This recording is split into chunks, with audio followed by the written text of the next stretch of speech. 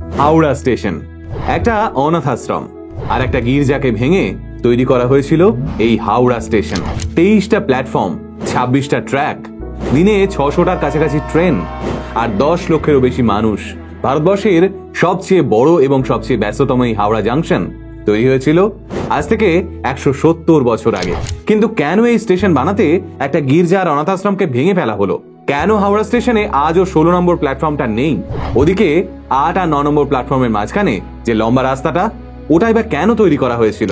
নমস্কার, আমি সুজয় নীল, আর আজ আমরা কথা বলবো কলকাতা তথা ভারতবর্ষের সবচেয়ে বড় রেলওয়ে স্টেশন হাওড়া জাংশনের 170 বছরের সোনালী ইতিহাস নিয়ে। জানলে চমকে যাবেন, হাওড়া স্টেশনের প্রথম টিকিট কাউন্টার ছিল গঙ্গার ঘাটে।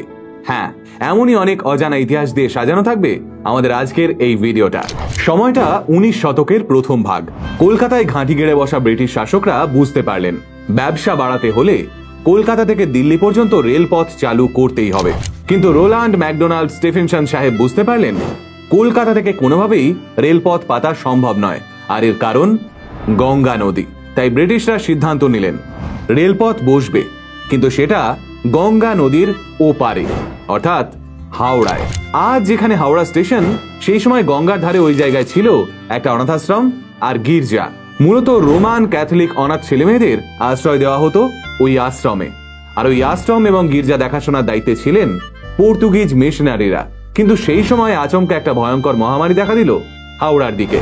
মহামারীর হাত থেকে আশ্রমের শিশুদের বাঁচাতে সমস্ত শিশু, কর্মী এবং মিশনারিরা পালিয়ে এলেন গঙ্গা পেরিয়ে কলকাতা শহরের দিকে। কলকাতায় এসে তারা নতুন করে আশ্রম আর গির্জা তৈরি করে নিলেন। ফলে গঙ্গার ওপারের ওই গির্জা আর আশ্রম ফাঁকাই পড়ে থাকলো। ইস্ট ইন্ডিয়া রেলওয়ে কোম্পানি যখন হাওড়া স্টেশন বানানোর পরিকল্পনা করলো, তখন পর্তুগিজরা ওই জায়গাটা বিক্রি করে দিল ইংরেজদের। তবে প্রথম দিকে হাওড়া স্টেশনকে নিয়ে মোটেই এত বড় পরিকল্পনা ছিল না ইংরেজদের। মাত্র একটা প্ল্যাটফর্ম আর একটা লাল ইটের একতলা বাড়ি নিয়েই 2.5 লক্ষ টাকা খরচ করে শুরু হয়েছিল আদি হাওড়া স্টেশন। একটা ছোট জানলার ভিতরে একটা লোক বসে থাকতো, সেই লোকটাই টিকিট দিত সবাইকে। তবে তার কোনোটাই আজ আর নেই। কিন্তু হাওড়া স্টেশনের সেই প্রথম লাইনটা আজও রয়ে গেছে। হ্যাঁ, বর্তমানে হাওড়া স্টেশনের 17 নম্বর লাইনটাই হলো আদি হাওড়া স্টেশনের সেই প্রথম লাইন, যে লাইন দিয়ে শুরু হয়েছিল বাঙালির রেল যাত্রার ইতিহাস। 1854 সালের 15ই আগস্ট, সেদিন সকাল থেকেই সাধারণ জনগণ আর সাংবাদিকদের ভিড়ে ছয়লাপ হয়ে গেছিল আদি হাওড়া স্টেশন চত্বর। কারণ বাঙালি অবাঙালি মিলিয়ে প্রায় 3000 জন মানুষ দরখাস্ত করে বসে রয়েছেন বাংলার প্রথম রেলগাড়িতে চাপবেন বলে। তবে এই রেলগাড়ি চালু করতে কম ঝক্কি পাওয়া হয়নি রোল্যান্ড সাহেবকে। বাংলায় রেলগাড়ি তৈরি করার জন্য যে স্যাম্পেল ইংল্যান্ড থেকে আনা হয়েছিল, সেই স্যাম্পেল সহ গুডলাক নামের জাহাজটা ডুবে গেল সাগর দ্বীপে। আর তারপর কলকাতার দুটো 4 চাকা গাড়ির কোম্পানি মিলে তৈরি করলো এই প্রথম রেলগাড়ির বগি। এদিকে যে জাহাজে চেপে ইঞ্জিন আসার কথা, সেই জাহাজ পথ ভুল করে চলে গেল অস্ট্রেলিয়ায়। তবে অবশেষে সেই রেলগাড়ির চাকা গড়ালো। মাঠ ঘাট কাঁপিয়ে ধোঁয়া ছাড়তে ছাড়তে সেই ট্রেন ছুটে চলল হাওড়া থেকে হুগলি। 24 মাইলের এই যাত্রাপথে মাঝে সে দাঁড়ালো মোট 3টে স্টেশনে, বালি, শ্রীরামপুর আর চন্দননগরে। ব্যাস, ওই 91 মিনিটের রেলযাত্রায় জায়গা করে নিল ইতিহাসের পাতায়। বর্তমানে হাওড়া স্টেশনে গেলে দেখতে পাবেন একদিকে প্ল্যাটফর্ম নাম্বার 1 থেকে 15 এবং অন্যদিকে প্ল্যাটফর্ম নাম্বার 17 থেকে 23। তাহলে মাঝের 16 নম্বর প্ল্যাটফর্মটা গেল কোথায়? আসলে এই 16 নম্বর প্ল্যাটফর্মের বদলে একটা পণ্য পরিবহনের ডেডিকেটেড লাইন রয়েছে হাওড়া স্টেশনের ভেতরে, আর এই লাইনটার নাম 0 মাইল। এই 0 মাইল লাইনটা থেকে কিন্তু আজ থেকে 170 বছর আগে হুগলি স্টেশনের উদ্দেশ্যে ছুটে গেছিল পূর্ব ভারতের প্রথম ট্রেন। হাওড়া স্টেশনের আর একটা আকর্ষণীয় বিষয় হলো প্ল্যাটফর্ম নাম্বার 8 এবং 9 এর মাঝখানে থাকা ওই লম্বা রাস্তাটা। আচমকা একটা স্টেশনের মাঝে অত বড় রাস্তা কেন? প্রশ্নটা কম বেশি সবার মনেই এসেছে। তাহলে বলি, কলকাতার এই তীব্র গরমে ঠান্ডার দেশে বড় হওয়া ইংরেজ বাবুদের অবস্থা তখন খারাপ। তাই ঠিক করা হলো গরমকালে ক্যাপিটাল হবে সিমলা আর শীতকালে ক্যাপিটাল হবে কলকাতা। গরম পড়তেই বাবু বিবিরা বাক্স প্যাটরা গুটিয়ে রওনা দিত সিমলাতে।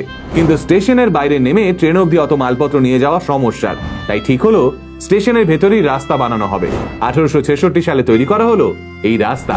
এই রাস্তা দিয়েই বাবুদের গাড়ি এসে থামতো ইস্ট ইন্ডিয়া রেলওয়ে মেলের, অর্থাৎ কালকা মেলের সামনে। তবে এই কালকা মেলের নাম অবশ্য এখন নেতাজি এক্সপ্রেস। 1947 সালে ইংরেজরা ভারত ছাড়লেও আজও 8 এবং 9 নম্বর প্ল্যাটফর্মের মাঝখানে ইংরেজদের বাবুয়ানির নিদর্শন হিসেবে রয়ে গেছে ওই রাস্তাটা। ভিডিওর শুরুতে বলেছিলাম একসময় হাওড়া স্টেশনের টিকিট কাউন্টার ছিল গঙ্গার ঘাটে। কথাটা কি মিথ্যে? আগে না। হাওড়া সেতু তৈরি হয় 1874 সালে। এদিকে তার 20 বছর আগে অর্থাৎ 1854 সালেই হাওড়া স্টেশন থেকে হুগলি স্টেশন অবধি রেল চলাচল শুরু হয়ে গেছিল। তাহলে ওই 20 বছরে কলকাতার মানুষরা কিভাবে গঙ্গা পেরিয়ে ওই পারে গিয়ে ট্রেন ধরতো? আজ যে স্ট্র্যান্ড রোড দিয়ে আমরা বাসে করে যাই তার পাশেই রয়েছে আর্মেনিয়ান ঘাট। ওই আর্মেনিয়ান ঘাট দিয়েই ছাড়তো রেল কোম্পানির ছোট ছোট লঞ্চ। লঞ্চে ওঠার আগেই ট্রেনের টিকিট কেটে নিতে হতো। লঞ্চের ভাড়া ওই ট্রেনের টিকিটের সঙ্গেই জুড়ে থাকতো, তাই আলাদা করে আর লঞ্চের ভাড়া দিতে হতো না যাত্রীদের। এইবার বলি হাওড়া স্টেশনের বড় ঘড়িটার বিষয়। হাওড়া স্টেশনে গেছেন আর বড় ঘড়ি দেখেননি এমন মানুষ খুঁজে পাওয়া মুশকিল। এই বড় ঘড়ির জন্ম স্টিম ইঞ্জিনের সময়কালে, অর্থাৎ 1926 সালে নির্মাণ করা হয় হাওড়া স্টেশনের এই বড় ঘড়িটিকে। পূর্ব লেনের নথি অনুযায়ী লন্ডনের জেন্টস কোম্পানি এই ঘড়িটা তৈরি করেছিল। প্রথমে এই ঘড়িটা ছিল দম দেওয়া ঘড়ি, আর তাই দূরনিয়ন্ত্রক পালসার যন্ত্রের মাধ্যমে দম দেওয়া হতো এই ঘড়িটিতে। তবে 1975 সাল নাগাদ ঘড়িটিকে মেকানিক্যাল থেকে ইলেকট্রোমেকানিক্যালে রূপান্তরিত করা হয়, আর তারপর থেকে রিচার্জেবল ব্যাটারির সাহায্যেই এই ঘড়িটিকে চালু রাখা হয়েছে। তাই এখন আর এই ঘড়িতে চাবি ঘুরিয়ে দম দেওয়ার প্রয়োজন হয় না। 1874 সালে হাওড়া ব্রিজ তৈরি হওয়ার পর থেকেই চাপ বাড়তে শুরু করে হাওড়া স্টেশনের উপর। 1901 সালে ব্রিটিশ আর্কিটেক্ট হ্যালসে রিকার্ডো আজকের এই বিরাট হাওড়া স্টেশনের বিল্ডিংটি ডিজাইন করেন, যা 1905 সালে সাধারণ যাত্রীদের জন্য খুলে দেওয়া হয়। তখন হাওড়া স্টেশনে ছিল 15টা প্ল্যাটফর্ম, কিন্তু 1992 সালে নিউ কমপ্লেক্স তৈরি হওয়ার পর প্ল্যাটফর্মের সংখ্যা গিয়ে দাঁড়ায় 19টিতে। আর তারপর 2009 সালে আরো 4টে প্ল্যাটফর্ম অ্যাড করার পর হাওড়া স্টেশনের প্ল্যাটফর্মের সংখ্যা দাঁড়ায় 23টিতে। 1957 সালে পূর্ব ভারতের প্রথম ইলেকট্রিক ট্রেন চলেছিল হাওড়া স্টেশন থেকেই। আবার 1969 সালে দেশের প্রথম রাজধানী এক্সপ্রেসও এসে পৌঁছেছিল এই হাওড়া স্টেশনেই। তবে আজ হাওড়া স্টেশনের সঙ্গে জড়িয়ে গেছে ভারতবর্ষের প্রথম আন্ডার ওয়াটার মেট্রোর গর্ব। গঙ্গার তলা দিয়ে ছুটে যাওয়া এই মেট্রোর দিকে এখন সারা দেশের নজর। বর্তমানে হাওড়া মেট্রো স্টেশনটাই ভারতবর্ষের সবচেয়ে গভীর মেট্রো স্টেশন। হাওড়া ব্রিজ নিয়ে আমার ভিডিওটায় আপনাদের এতটা সাড়া পাওয়ার পর ভাবলাম হাওড়া স্টেশন নিয়ে ভিডিও করার কথা, কারণ হাওড়া স্টেশন দিয়ে তো আমরা অনেকবারই যাতায়াত করেছি, কিন্তু গত 170 বছর ধরে কলকাতার গর্ব হয়ে দাঁড়িয়ে থাকা এই হাওড়া স্টেশনের আসল ইতিহাস আমরা অনেকেই জানতাম না। সারা কলকাতা শহর জুড়ে এমন অনেক জায়গায় রয়েছে যার সঙ্গে জড়িয়ে রয়েছে নানান অজানা ইতিহাস। আপনারা কোন জায়গাটা সম্পর্কে বিস্তারিতভাবে জানতে চান কমেন্ট করে জানাতে ভুলবেন না। কিন্তু আজকে এটুকুই থাক, দেখা হবে পরের ভিডিওতে। সকলে ভালো থাকবেন, সুস্থ থাকবেন। নমস্কার।